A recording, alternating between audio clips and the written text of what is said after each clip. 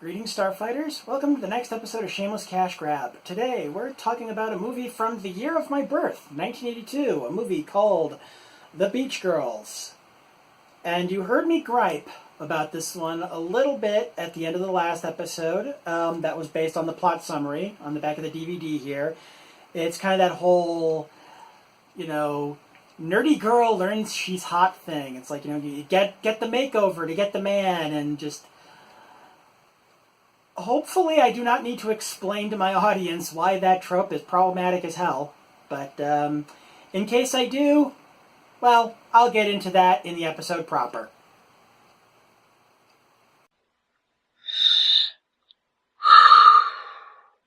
Okay, let's just get through this. 1982's The Beach Girls. Plot summary courtesy of Letterboxd. School is out and three girls head to the beach for vacation.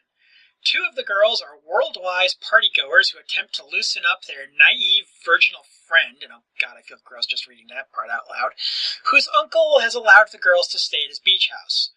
When the nearsighted drug-smuggling Captain Bligh dumps his cargo of marijuana... Wait a minute, wasn't Bligh the Coast Guard? Who wrote this summary? Okay. Dumps the cargo of marijuana, the bales wash up on shore, the two party girls, Ginger and Ducky, quickly stuff and... Oh god, their names are actually Ginger and Ducky. I'm not even kidding. Quickly stuff the dope into giant bags and spirit it back to the beach house where it fuels a party with assorted misfits, delivery persons, and passers-by. Anyway, I mentioned in the video portion of this episode that this movie contained, at least based on the back of the box description, a trope in film that I find really annoying.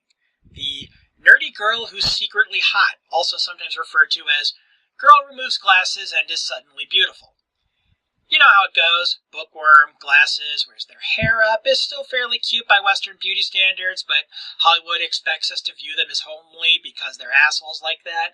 Girl completely changes everything about herself to get the boy, and this is supposed to be a happy ending because why should people just be who they are, right? As Catherine Stiava wrote at the Odyssey Online, never mind that self-confidence doesn't fix bad eyesight and contacts can be expensive. Never mind that curly hair is beautiful, natural, and usually just needs shampoo and conditioner at the very least to be healthy. Never mind this girl's original friends who respected her. Well, not so much in the case of this movie, but continuing on. Never mind that she shouldn't have had to impress anyone. Never mind that this boy probably wasn't worth her time of day if he could not see how great she was from the beginning. She probably has a much higher IQ than him, too. Never mind that this girl didn't need saving or a makeover. End quote. Sometimes this is a subplot. Other times the whole movie is built around this trope. But while it didn't bother me in my youth, as I've gotten older, I can't help but notice how kinda icky it is, even if the filmmakers don't have any real malicious intent behind what they're doing. Now, you may be saying to yourself, Arkle, you're not about to go on a feminist rant here, are you? Well, no. Not because I don't want to, but because I want to keep this episode under 30 minutes. And besides, this trope that I mentioned also has a number of related and sub-tropes connected to it. TV Tropes calls it the makeover, and honestly, that page alone will eat up a whole day.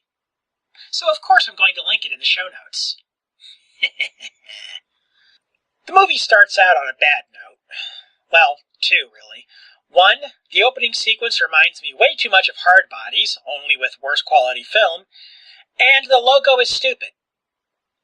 It's not just me, right? I mean, look at this. This is a dumb movie logo, right? Who chose that font? I mean, to be fair, it's still in the opening sequence here, I did get a chuckle out of the beach jogger getting accidentally whacked in the leg with a metal detector, but, when cheap slapstick is the best this movie can do, yikes. Anyway, we go from that to a cliche that I didn't actually know was a cliche until recently, as I'm fairly certain I'd never seen it before. As beach movies were never really a thing for me before I got this set, and they kind of still aren't, but yeah.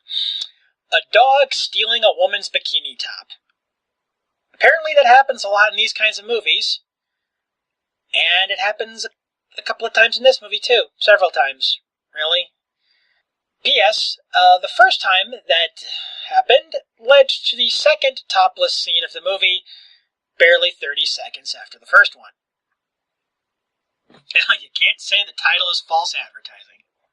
So after main character introductions, including the actual main character, Sarah, who for some reason wasn't named in the letterbox plot description, but hey, they gave the pirate the name of the captain from the Coast Guard, or at least I think it was the Coast Guard's captain. You know what? I don't care enough to look. This movie is horrible.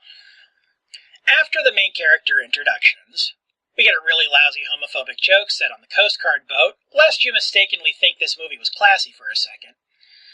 We go from there to love at first sight between the main character and the male love interest, who's really just there to look pretty, which, you know, to be fair, he does. And, you know, in a well enough made movie, I could let that kind of thing slide. But not here. Yeah, perfect groundskeeper, yada yada. You know, I'll give the movie this much. It gets most of the stuff I was griping about earlier out of the way early, with the whole, you know, girl takes off her glasses and suddenly she's hot. I don't think we actually ever see her in her glasses all that much outside of the first act. But really, the actual A-plot is really only a slight improvement. Slight. Very slight. Honestly, Her Ticket to Hawaii did the whole drugs thing better than this movie did, and Her Ticket to Hawaii, in case you forgot, abandoned the drugs thing after the opening credits to focus on diamonds and cancer-infected snakes. Anyway, we get an extended party sequence that goes on way too long and isn't funny, and consists a lot of delivery drivers and repairmen who are probably going to be out of a job pretty soon. And then finally, more than a third of the way in, the actual main plot starts. Though not quite in the order the letterbox summary says it did, as the party was already actually starting to wind down when the bales of weed washed up on shore. By the way, when I say extended party sequence, I am not kidding. The whole thing takes up about 1/7 of a 92-minute movie. It runs so long that 2 whole songs play through it. Not one song fading into another to denote the passage of time or anything like that. I mean, one ends, there's about a half-second pause like you get on, iTunes when on a playlist, and then another song starts. This scene drags. I imagine even the people who were enjoying all the topless women were going full Tom Servo at this point.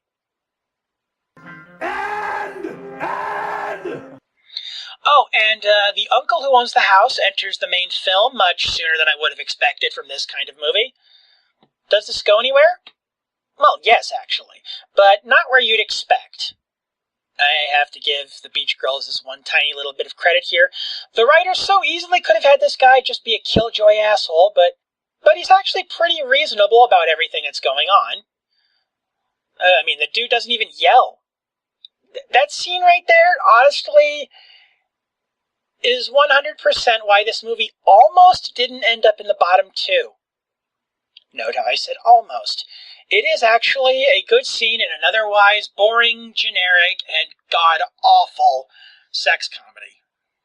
No, actually, you know what? I'll just go with god-awful. Boring and generic would actually be an improvement. But of course, as you probably guessed, what goodwill this sequence earned the movie evaporated pretty quickly, thanks in part to the main protagonist, Sarah in case you forgot, her so-called friends, but mostly due to unfunny Coast Guard shenanigans. And also kind of a whiny pirate first mate. I guess he was the first mate. I know he wasn't the captain. I don't know what the hell he was. The lookout, who cares? I'd almost forgotten that the Coast Guard people were even in the movie by this point. They'd been gone long enough. And speaking of the plot that took a third of the movie to start, screeching halt barely 10 minutes later. Even if I had no other complaints about this movie, it would lose major points for its pacing problems alone. By the time it starts up, again, after some racism, which I actually wasn't expecting because we haven't seen any non-white people up to this point, except for the pervy gardener. That's a whole other can of worms. And the second one we see is an Asian limo driver randomly doing a martial arts kick because reasons, and saying Rimo instead of limo. By this point, the goodwill I'd mentioned from the scene of the uncle being reasonable, completely gone. Just gone. God, there's just so much crap in this movie. In between and after all the stuff I talked about. The nosy neighbors, the uncle's fiancé, the male love interest who has all the personality of stucco. The other Coast Guard characters were just as annoying as the captain, and blah, blah, fucking blah. Let's just get out of here. Random thoughts I had while watching the movie. 2 minutes, 7 seconds, in case you were wondering. The score in this movie at points sounds more like sitcom music than movie music. There's been a smattering of fat jokes in some of the movies I've covered on this show. Not really ones I felt bringing up, because they didn't really detract much. But The Beach Girls just dives right into the fat shaming. They don't even have the decency to give the character who is the butt of these jokes a name. The scenes where Sarah's friends, Ginger and Ducky, and at least Ginger counts as a name. Ducky is... They don't imply that this is a nickname either. I think they just straight up say that this is her name. Who names their child Ducky? I'm getting off track. The scenes where Ginger and Ducky are trying to seduce Sarah's uncle, Carl, first in the sauna and later on a sailboat, are just skeevy as all hell. And the fact that it works is even worse. And the fact that we're supposed to be okay with this after the fiancé ends up sleeping with the cop, well, sort of cop. It makes sense in context. After accidentally smoking some pot thinking it was just a hand-rolled cigarette. Honestly, that all makes it even worse. Speaking of the movie's music, which I brought up a couple of points ago, this movie has a disco remix of Ride of the Valkyries. A disco remix of Ride of the Valkyries. I just... During the last act, the Coast Guard officers in this movie show worse trigger discipline with their guns than white conservatives on Twitter and Instagram. In case you don't know what I'm talking about, holy shit, so many people who I am surprised have not accidentally shot off their genitals. Men and women who do this. Or who haven't accidentally shot their bathroom mirrors, or their cell phones, or themselves, to be honest. It's just, there actually was once a time when the NRA actually gave a shit about gun safety. I imagine that had the far right-wing takeover that organization not happened about, I think, 8 years before this movie came out, they might have had some problems with it, and I would have been inclined to agree with them. Final verdict. To borrow from the page of fellow YouTuber Blockbuster Buster, I'm going to engage in a little alliteration here. This movie is a crisscrossing clusterfuck of complications. It speaks ill of your comedy movie. You could probably hear the air quotes there. When the only laughs come from cheap slapstick gags to characters that we only see once or twice and then vanish for the rest of the movie, or characters we wish we'd only seen once or twice and then vanished from the rest of the movie. And even some of those gags don't work, and they are spliced in at random like even less well thought out Family Guy gags. If the reason Mill Creek put this movie directly after Return to Savage Beach in the set was that so I wouldn't think Return to Savage Beach was that bad anymore, mission fucking accomplished. I mean, remember what I said earlier about this movie almost not going into the bottom two? It was by about the hour mark that I decided that was just not going to happen. Unless the last two movies in this set managed to sink even lower, which is possible. They are also Crown International Films, the same company that put out Beach Girls, and they don't exactly have the best reputation. The Beach Girls quite possibly could be this set's My Mom's a Werewolf. Yes, I hate this movie that much. It is also quite possibly the most racist movie in this set. Actually, out of both sets that I've gotten so far. Not just with the Asian driver's stereotypical behavior and accent, but said Asian driver, just for no reason, just straight up refers to the pervy groundskeeper, who he doesn't know is a pervert yet by this point, just that he's a groundskeeper, by an anti-Latinx slur that I do not feel comfortable repeating at all. This leads to one of the stupidest, worst fight scenes I have ever seen in any movie ever, which somehow turns into a mud wrestling sequence because this movie hates me personally. So what's next in the set? Malibu High, 1979.